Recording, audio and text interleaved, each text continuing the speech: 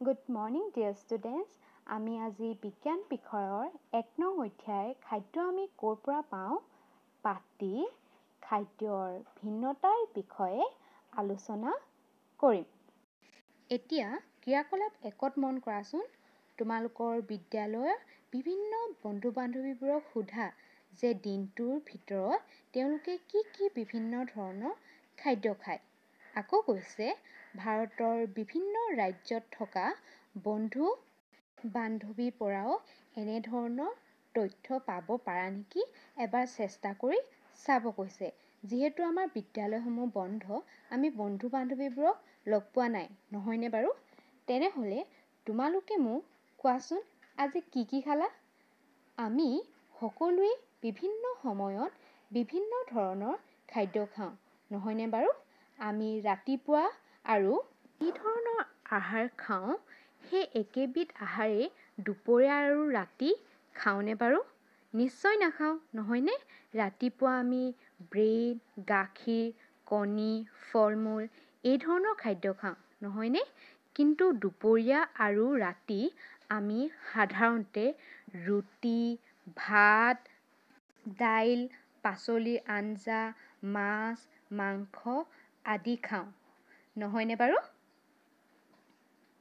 এতিয়া তোমালোকক দিয়া আছে চিত্ৰকেইখন মন কৰিছানে?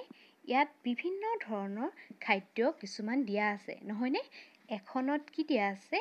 এখনত আছে ইডলি, চাম্বৰ আৰু আছে নাৰিকলৰ চাটনি আৰু আনখনত আছে মাছ আৰু মাছৰ তৰকাৰী।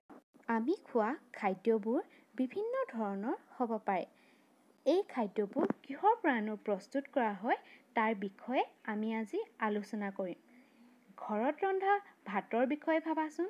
আমি ভাত বনাবৰ কাৰণে চাউল লওঁ আৰু ইয়াক পানীত সিজাওঁ, নহয়নে বাৰু? তেনে আমি গম পালোঁ যে আমাক ভাত ৰান্ধিবৰ কাৰণে দুটা উপকৰণৰহে প্ৰয়োজন হ'ল। ঠিক তেনেকৈ এখন পাচলিৰ আঞ্জা ৰান্ধিবৰ কাৰণে আমাক বিভিন্ন ধৰণৰ পাচলি, নিমখ, মছলা, তেল ইত্যাদিৰ প্ৰয়োজন হয়।